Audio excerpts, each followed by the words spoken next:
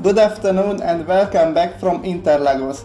This is the final race of the championship here in Brazil.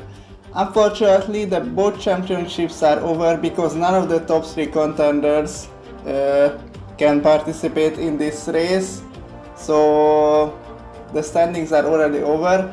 But let's see if we'll have a good race, because the last year's race was really chaotic with all the rain and the chaos. Ming, who is on pole for the first time. Michel Ureso stands next to him on the front row. 5 lights on here in Interlagos, and it's lights out, and we got someone stuck already at the side from the Interlagos. I think it was Timning, and Jamis Gianfranco went into the back of it. Also one of the Alpha teams was involved in the accident as well, but Min, who holds the lead ahead of Ureso, Farago, Talbot and Chezen is the top 5 who had a brilliant start in Alerneo Cupra. And both of the Alpha team drivers had a slow start. They are going side by side in the background. Let's see their battle. Richard on the outside trying to take past his teammate. The full sends it down the inside. Chezen has to abort it, and this could compromise him. And he has been passed by everyone right there. So Richard went for a bold move and it worked out for them. So let's see what happened at the start. Omuri Timning, and he's just stuck right there, and he's been hit from behind. Again, like 3 times. There is something wrong because he's not steering at all. Like it's an automatic disconnect or something. But it has gone horribly wrong for the Aussie. And he's out of the race as well. So let's see Jakob Richard start. Directly just behind Gianfranco at the end. There he couldn't react at all. And they made contact twice. How is Gianfranco in the club racing level? So I think both cars have some damage, which could affect their race later on. And let's see now Richard going around the outside of his new teammate Pomilio. He's on the racing line, approaching the turn 4 right there. There's a huge stand up the inside of Chezen, and gets the position there. We are back to the live action, as currently Pomilio and Gianfranco is having a battle, but Pomilio goes off the track and Gianfranco takes 6th place away from him.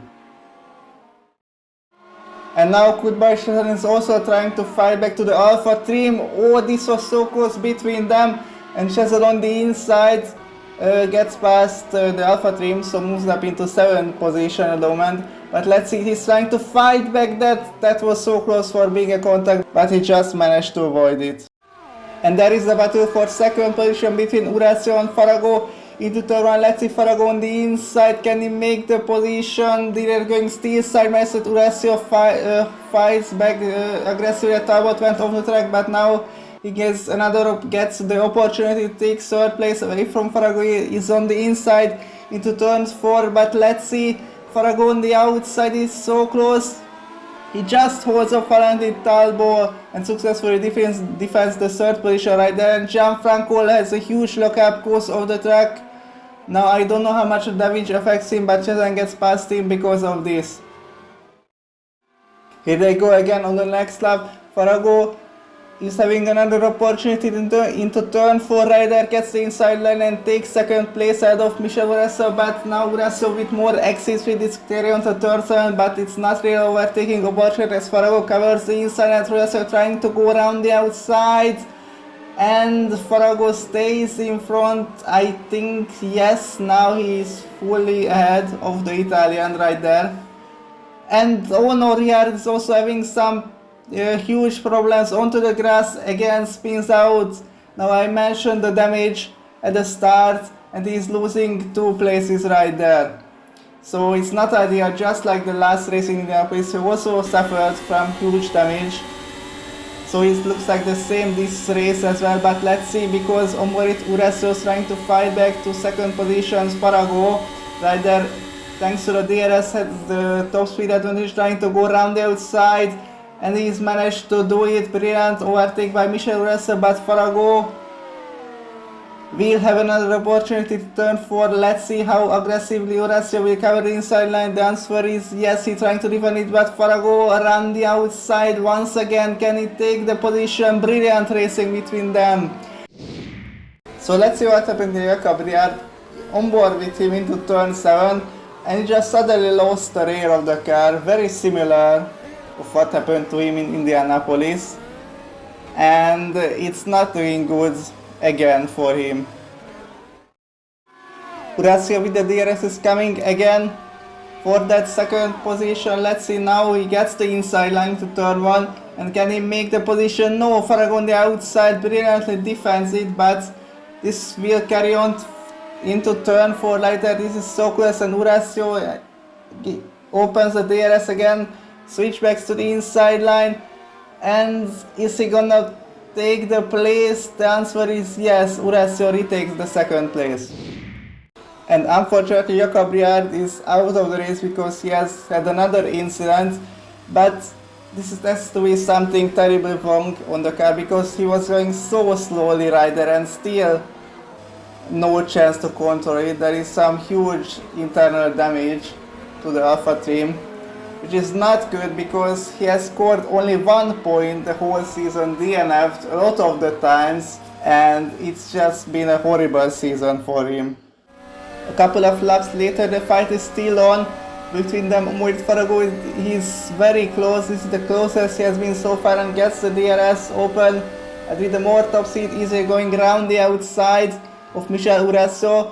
He's trying to fight back to him, but he has to wait one more opportunity to turn 4. Let's see, but he has a better line right there. Farago had to go more to the outside thanks to the late braking, trying to cover the inside, but Horacio still somehow finds a gap right there into turn 4 on the inside of Farago. Oh no, this is so close, and how did the North he managed to cover the Horacio and defend the second position, but it was brilliant from Farago, and small contact between them. Horacio had to go off the track right there. Meanwhile, behind them, Valentin Talbot got a stop-go penalty for spinning in the pit lane. I don't know, he just looks like he just forgot to put on the speed limiter right there, which is very unfortunate. And Shetland is also stopped at the track. What is going on right here? Let's go over it. The other now Kuprakut by Shazan. He lost the car and hit the wall quite hard. Now he was not going to finish the race anyways because of other issues. And Talbot is also out of the race because he just DNF'd, just like last year's Brazil GP. We are on lap 18, and Mingwu comfortably leads the race by a lot of the distance ahead of the two guys who are fighting really hard for second position. Now Farago made a pit stop earlier, and because of that Horacio has a little bit fresher tires and he has caught back to the Neo Cupra. Let's see this fight. No, he has to wait more. Farago still holds on for that second position, but Horacio will have another opportunity because he looks much faster right there with the fresh tires. Let's see Farago trying to cover the inside line as much as possible, but Horacio brakes super late, aggressively covers him and takes second place ahead of Farago. It was a good, very nice move by the Italian. And with only 5 cars in this race, nothing really much happening. Farago has a free pit stop, trying to go for the fastest lap at the end. And here it is Mingwu, who joined at the start of the season. He did a couple of races, finished on the podium every single time, but now he's gonna take the top step because he wins the final race in Brazil. Brilliant lights to flag victory for Mingwu, also takes the fastest lap at the moment. And Michel Horacio comes on in second position. They had a good fight with Farago, and Horacio secures that P2 at the end because he had slightly better races. And there it is, Farago on the final lap trying to go for the fastest lap. Let's see if he gonna get it or not to the finish line. No, he just missed out by 3/10 in the end. So Mingwu holds the Grand Challenge because of this. So let's see the race results from the Brazilian GP. So Mingwu won by a lot at the end, scoring every single point. Horacio and Farago completes the podium. Gianfranco and Emilio both secures a career best finish due to the low participants and high DNFs. And Talbot is very angry about his mistake, I think. And now let's look at the final standings, how it looks.